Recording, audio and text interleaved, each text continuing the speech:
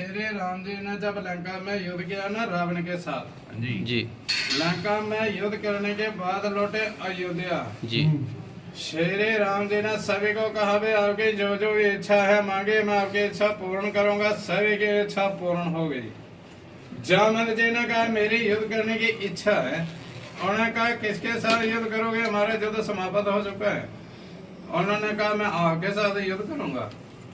जब मेरा युद्ध करने का टाइम था आपने मेरे को सेनापति बना के बैठा दिया। श्री राम जी ने कहा इस युग में नहीं, मैं श्री कृष्ण भगवान के अवतार में आऊंगा, आपकी इच्छा मैं पूर्ण करूंगा। आप भगवान शिव के तपस्या करो। जामवंत जी स्थान ढूंढते आ रहे थे जिसको जम्मू तवी कहते हैं ना, तवी के किनारे एक शेर और बकरी दोनों एक साथ इकट्ठे पानी पी रहे थे। जामवंत ने सोचा सभी से पवित्र स्थान मेरे के लिए जयित है। जामवंत ने अपनी शक्ति से रास्ता बनाया गुफा के अंदर आने के लिए, जहां पर बैठ के तपस्या के महादेव जी विराजमान है। एक मुखी रुद्राक्ष के रूप में विराजमान हुए। इन्होंने कहा जामवंत जाओ रास्ता बनाओ अमरनाथ के लिए। अमरनाथ मेरे दर्शन करोगे, आपकी युद्ध करने की इच्छा अवश्य पूर्ण होगी। जामवंत ने यहाँ से रास्ता खोदना शुरू किया। रास्ता खोदते तक अमरनाथ तक गए। अमरनाथ में दर्शन करके वापस आ गए। एक 17 जेल का नाम का राजा होता था द्वारका में। उसने सूर्य भगवान की भक्ति करके मणि प्रगट के समर्थक मणि तक कृष्ण जी ने कहा आपके काम की तो मणि नहीं है, ये मणि किसी को दान में दो, जो मेरे को दो, मैं लोगों की सेवा करूं। उसने कहा भक्ति मैंने की, भक्ति करके मैंने मणि हासिल की, मैं किसी को भी नहीं दूंगा। जब 17 जेल राजा रात को सोया था, उसका छोटा भाई था और न अपने भाई के गले से मणि उतारी, अपने गले में पहन कर जंगल में शिकार खेलने के लिए गया तो उसको शेर ने मार दिया। वो शेर मणि लेकर तवी में पानी पीने के लिए आए। जामवंत शाम के टाइम गुफा के बाहर टहल रहे थे। जामवंत की निगाह जाके शेर के ऊपर पड़ी। शेर से मणि मांगी तो शेर ने कहा मैंने युद्ध करके मणि हासिल के, यहाँ पे युद्ध करो, मैंने लेकर जाओ। शेर का और जामवंत का युद्ध हुआ। जामवंत जी ने शेर को मार दिया। जामवंत जी मणि लेकर जब वापस आ रहे थे, उनको रास्ते से एक छोटी सी कन्या मिल गई। जामवंत ने कन्या को गोद में ले लिया था, मैंने इसको खेलने के लिए दे दी। 17 जेल राजे ने सुबह होते देखा मेरे गले में मणि नहीं है। उसने अपने भाई को देखा, घर में नहीं था। उसने अपने सैनिक भेजे देखने के लिए। आगे जंगल में 17 जेल का भाई मरा हुआ था और गले में मणि भी नहीं थी।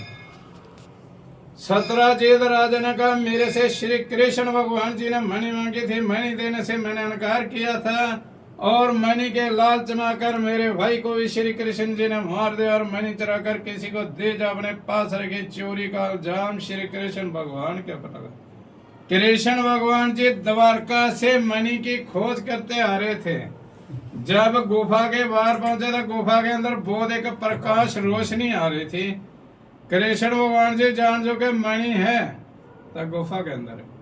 जैसे कृष्ण भगवान मणि लेने के लिए गुफा के अंदर आए, जामवंत की बेटी मणि के साथ खेल रही थी।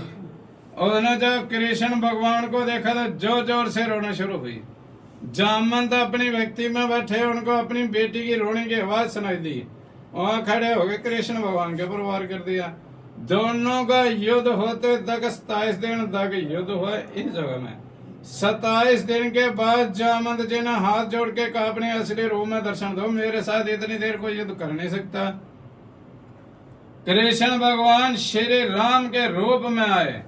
अगर जो आपको मैंने त्रेता युग में युद्ध करने का वचन दिया, द्वापर युग में मैंने पूर्ण किया। जो आपके पास मणि है, मणि मेरे को दो। मेरे ऊपर 17 जेल राजा ने चोरी का इल्जाम लगाया। फिर जामवंत जी ने भगवान शिव को साक्षी मानकर अपनी बेटी की शादी श्री कृष्ण भगवान के साथ करवाई। समर्थक मणि उनको दहेज के रूप में दी गई। कृष्ण भगवान द्वारका के मणि जाके 17 जेल को दे। उनकी बेटी थी सत्यभामा, उनके साथ भी शादी की। जामवंत अमर हो गए, किसी को नहीं दिखाई दिए। एक गुफा का रास्ता है जो अमरनाथ जाने का है। एक गुफा का उस कोने से लेके इस कोने तक पूरी एकदम गुफा थी। इसमें 9 महात्मा लोग जो दर्शन करके वापस आए। जो ऋषि मुनि थे, जो खाना पीना कम खाते, सांस कम लेते, जिनमें शक्तियां थी, वो लोग गए थे। वो दर्शन करके वापस आ गए। उसके बाद में 6 लोग गए। वो 6 लोग अमरनाथ नहीं गए, वापस भी नहीं आए। उनकी 6 लोगों की शांति के लिए अखंड ज्योति जगाई है, जो हमारे जम्मू का राजा था प्रताप सिंह राजा ने। तब से लेकर अभी तक एक अखंड ज्योत जगती आ रही है। इसमें तेल डालते हैं, बत्ती डालते हैं, मगर ये जलती रहती है।